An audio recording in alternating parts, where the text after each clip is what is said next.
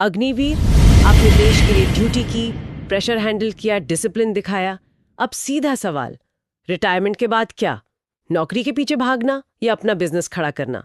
आज की हमारी गहरी पड़ताल इसी सवाल के इर्द गिर्द घूमती है और हमारे सामने एक बहुत ही ठोस जवाब का प्रस्ताव भी है। हमारे पास जो स्रोत हैं वे एक company E power owl spark synergies private limited की तरफ से एक बिजनेस प्रस्ताव है और ये खास तौर पर पूर्व अग्निवीरों के लिए बनाया गया है। ये इलेक्ट्रिक व्हीकल यानी ईवी डीलरशिप का एक नया मॉडल पेश कर रहा है। तो आज का मिशन बिल्कुल साफ है। हम इस प्रस्ताव की हर परत को खुलकर देखेंगे। ये कोई प्रमोशनल चर्चा नहीं है, हम इसके दावों को परखेंगे, ये समझने की कोशिश करेंगे कि ये पारंपरिक डीलरशिप मॉडल से असल में कितना अलग है, इसमें क्या अवसर है और यह विशेष रूप से अग्निवीरों को ही क्यों लक्षित कर रहा है। चलिए शुरू करते हैं। तो ये प्रस्ताव शुरू होता है एक बड़ी प्रॉब्लम से, वो इसे एक जाल बुला रहे हैं। पारंपरिक डीलरशिप मॉडल में ऐसी क्या खामियां बताई गई हैं जो उसे इतना जोखिम भरा बना देती हैं? बिल्कुल, स्रोत इस पर बहुत मुखर हैं। वे कहते हैं कि मौजूदा सिस्टम डीलरों के लिए कई बाधाओं से भरा है। सबसे पहली और बड़ी बाधा है भारी सिक्योरिटी डिपॉजिट। इसका मतलब है कि एक बड़ी रकम, कई बार लाखों में, बिजनेस शुरू करने से पहले ही कंपनी के पास ब्लॉक हो जाती है। फिर आती है लाखों की डीलरशिप फीस, जो एक और बड़ा शुरुआती खर्च है। मतलब बिजनेस शुरू होने से पहले ही एक बड़ा अमाउंट कंपनी के पास चला गया। ठीक कहा। और ये तो सिर्फ पैसों की बात है। तीसरी और शायद सबसे बड़ी समस्या बताई गई है टेरिटरी की अस्पष्टता। स्रोत बताते हैं कि अक्सर कंपनियां एक ही शहर या इलाके में एक से ज्यादा डीलर बना देती हैं। ओहो। नतीजा, वो आपस में ही ग्राहकों के लिए कंपटीशन करने लगते हैं, जिससे सबका मार्जिन कम होता है। और सपोर्ट का क्या? वही, आखिर में सपोर्ट की कमी, स्पेयर पार्ट्स के लिए लंबा इंतजार, तकनीकी मदद का अभाव और जब कोई बड़ी समस्या आती है तो कंपनी का साथ ना देना, ये एक आम शिकायत है। हाँ, ये तो साफ है। लेकिन क्या ये नया मॉडल सच में सारे जोखिम हटा देता है या बस जोखिम का रूप बदल देता है? क्योंकि स्रोत में एक बहुत ही सीधी लाइन लिखी है, डीलर निवेश करता है, कंपनी विस्तार करती है, जोखिम सिर्फ डीलर का। ये एक बहुत बड़ा आरोप है उस सिस्टम पर जिसे ये प्रस्ताव तोड़ने का दावा कर रहा है। और इसी आरोप पर उनका पूरा मॉडल खड़ा है। वो कहते हैं कि ये सिस्टम फ्लॉड है और यहीं से उनका समाधान शुरू होता है। यहीं पर बात बहुत दिलचस्प हो जाती है। कंपनी इन सभी समस्याओं का एक सीधा समाधान पेश करती है, जिसे वो कहते हैं zero investment barrier dealership model. इसके मुख्य स्तंभ क्या हैं? यह मॉडल 3 मुख्य वादों पर आधारित है, जो सीधे तौर पर पुरानी समस्याओं का जवाब देते हैं। पहला है, कोई सिक्योरिटी डिपॉजिट नहीं। उनका कहना है कि डीलर का पैसा कंपनी के पास फंसा नहीं रहेगा। दूसरा है, कोई डीलरशिप फीस नहीं। कोई हिडन चार्ज भी नहीं, मतलब कोई फ्रैंचाइजी फीस, ब्रांड फीस या कोई और छिपा हुआ चार्ज नहीं लिया जाएगा। और तीसरा, जो शायद सबसे बड़ा वादा है, वो है एक्सक्लूसिव टेरिटरी राइट्स। एक मिनट, यहाँ रुकते हैं। जीरो इन्वेस्टमेंट बैरियर सुनने में तो क्रांतिकारी लगता है, पर हाँ, ये स्रोत में ही डिस्प्ले व्हीकल, वर्किंग स्टॉक और शोरूम सेटअप का भी जिक्र है। इसमें तो अच्छा खासा खर्च आ सकता है। तो क्या ये जीरो फीस मॉडल है, ना कि जीरो इन्वेस्टमेंट मॉडल? यह एक बहुत ही महत्वपूर्ण बिंदु है और आपने बिल्कुल सही पकड़ा। स्रोत की भाषा थोड़ी मार्केटिंग केंद्रित है। असल में ये नो अपफ्रंट फी मॉडल है। देखिए, पारंपरिक डीलरशिप में आप कंपनी को जो लाखों रुपए फीस और डिपॉजिट में देते हैं, वो पैसा यहां आपके अपने बिजनेस में लग रहा है। आप उसे गाड़ियां खरीदने, शोरूम बनाने या स्पेयर पार्ट्स रखने में इस्तेमाल कर रहे हैं। अच्छा। तो जोखिम कम नहीं हो रहा, लेकिन आपका पैसा आपके कंट्रोल में है। वो कंपनी के खाते में नहीं, बल्कि आपके अपने एसेट्स में लगा है। यह मुख्य अंतर है। समझ गई। तो पैसा लग रहा है, लेकिन वो आपके अपने बिजनेस में लग रहा है, कंपनी की जेब में नहीं।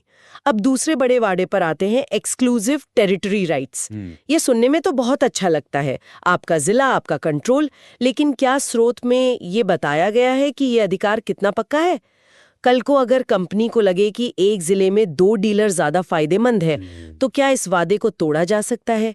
क्या कॉन्ट्रैक्ट में इसको लेकर कोई खास क्लॉज है? ये एक वाजिब सवाल है। स्रोत इस पर सीधे तौर पर कॉन्ट्रैक्ट के कानूनी पहलुओं की डिटेल नहीं देते, लेकिन वे इस वादे को अपने मॉडल का आधार बताते हैं। उनका तर्क यह है कि एक जिले में एक ही पार्टनर होने से कंपनी का फोकस भी बना रहता है और डीलर का भी। कंपनी को एक ही पार्टनर को सपोर्ट करना होता है और डीलर पूरे जिले के मार्केट पर ध्यान केंद्रित कर सकता है, बजाय इसके कि वो दूसरे डीलर से कीमत की लड़ाई लड़े। मतलब ये लॉन्ग टर्म पार्टनरशिप की तरह है, कर दी और इलाका भी सुरक्षित कर दिया। लेकिन बिजनेस तो प्रोडक्ट बेचकर ही चलेगा।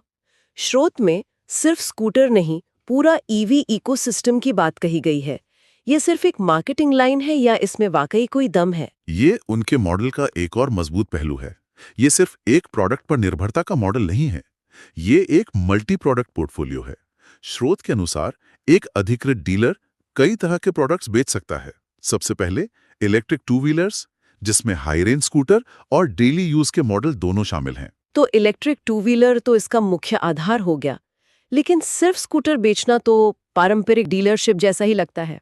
स्रोत में जो पूरे ईवी इकोसिस्टम की बात है, वो इसे कैसे अलग बनाती है? क्या इसमें और भी कुछ है?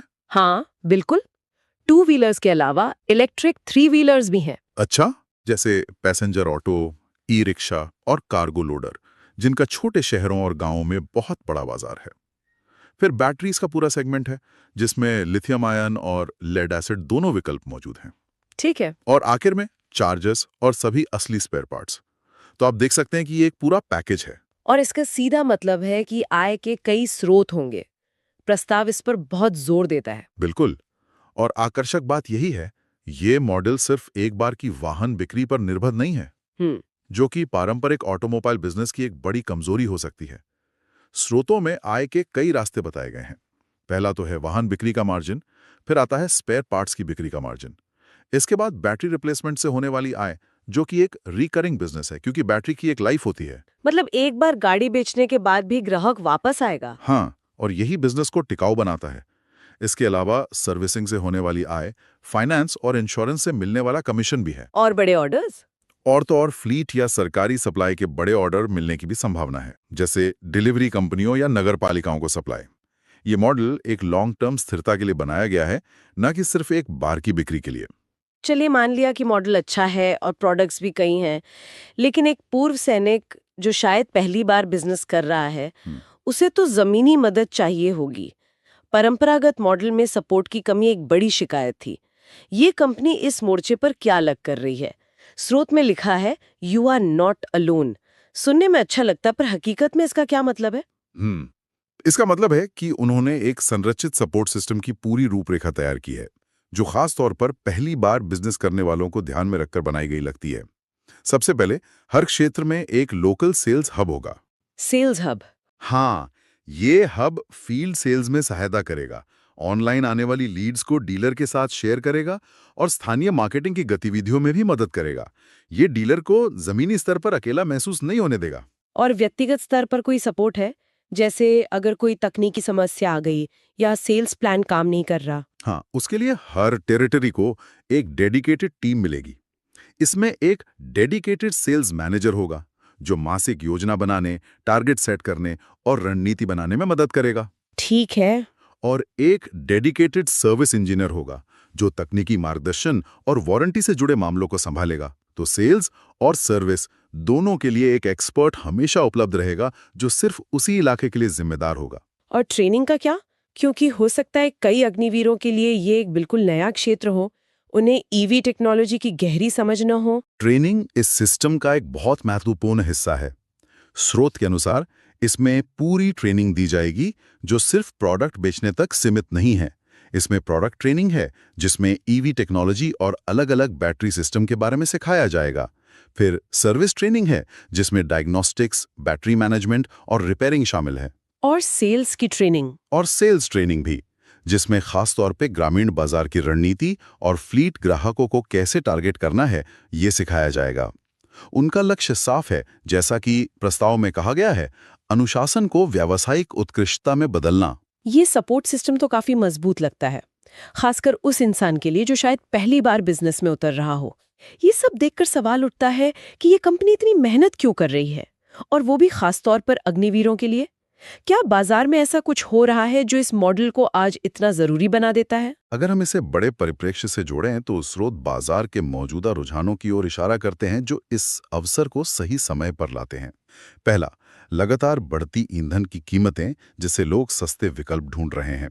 दूसरा, ईवी के लिए सरकार का मजबूत समर्थन और सब्सिडी, जिससे ग्राहकों के लिए ईवी खरीदना सस्ता हो गया है। सही बात है। तीसरा, ई कॉमर्स और लास्ट माइल डिलीवरी सेवाओं की वजह से कमर्शियल वाहनों की मांग में जबरदस्त बढ़ोतरी हुई है। और चौथा, ग्रामीण बाजारों में भी अब ईवी को लेकर जागरूकता बढ़ रही है। इन सब का मतलब है कि ईवी अपनाने की रफ्तार अब बहुत तेज हो रही है। ये लहर की शुरुआत है। और खास तौर पर अग्निवीरों को लक्षित करने के पीछे क्या सोच है? ये सिर्फ एक मार्केटिंग की रणनीति है या इसके पीछे कोई गहरा कारण है? दी बहुत सोचा समझा और रणनीतिक कदम लगता है। अगर आप स्रोतों की भाषा देखें तो संदेश में बार बार सैन्य गुणों को एक सफल व्यवसाय के लिए आवश्यक गुणों से जोड़ा गया है। अनुशासन, नेतृत्व, दबाव झेलने की क्षमता, टीम मैनेजमेंट, ये सब गुण एक सैनिक में होते हैं और एक उद्यमी के लिए भी उतने ही जरूरी हैं। हाँ, स्रोत की भाषा बहुत सीधी और शक्तिशाली है, लगभग एक मिलिट्री ब्रीफिंग की तरह। यूनिफॉर्म बदली है, लीडरशिप नहीं। और from soldier to successful entrepreneur जैसे वाक्यांश बार बार इस्तेमाल हुए हैं। बिल्कुल, इसे सिर्फ एक नौकरी या बिजनेस के अवसर के रूप में नहीं, बल्कि एक नए मिशन के रूप में प्रस्तुत किया गया है। संदेश यह है कि राष्ट्र सेवा के बाद ये राष्ट्र निर्माण का एक अगला कदम है। ये मैसेज बहुत शक्तिशाली है और सीधा उस वर्ग से जुड़ता है जिसके लिए ये बनाया गया है। ये सिर्फ पैसे कमाने का मौका नहीं है, बल्कि ये एक पहचान और सम्मान को बनाए रखने का तरीका भी है। और कंपनी का भी फायदा है इसमें। बिल्कुल, कंपनी को भी इससे फायदा है। उन्हें ऐसे पार्टनर्स मिलते हैं जो अनुशासित, भरोसेमंद और मिशन को लेकर प्रतिबद्ध होते हैं। तो संक्षेप में, यह प्रस्ताव पूर्व अग्निवीरों के लिए एक कम फीस, उच्च समर्थन और संरक्षित क्षेत्र वाला ईवी डीलरशिप मॉडल है। यह एक तेजी से बढ़ते बाजार का लाभ उठाने का मौका देता है और ऐसा करते हुए यह शुरुआती वित्तीय बाधाओं को हटाकर व्यक्तिगत गुणों जैसे अनुशासन और नेतृत्व पर ध्यान केंद्रित करता है। बिल्कुल, और ये एक महत्वपूर्ण सवाल खड़ा करता है। यह प्रस्ताव व्यवसाय को केवल एक लेन देन या पैसे कमाने के अवसर के रूप में नहीं देखता। यह उसे एक मिशन के रूप में प्रस्तुत करता है और राष्ट्र सेवा के गौरव से जोड़ता है। इस पर विचार करने वाली बात यह है कि जब किसी व्यावसायिक अवसर को इस तरह एक मिशन का रूप दिया जाता है, तो यह एक उद्यमी की मानसिकता और अपने व्यवसाय को चलाने के तरीके को कैसे प्रभावित कर सकता है। क्या यह उन्हें ज्यादा मजबूती से काम करने के लिए प्रेरित करता है या यह उन पर एक अलग तरह का दबाव बनाता है?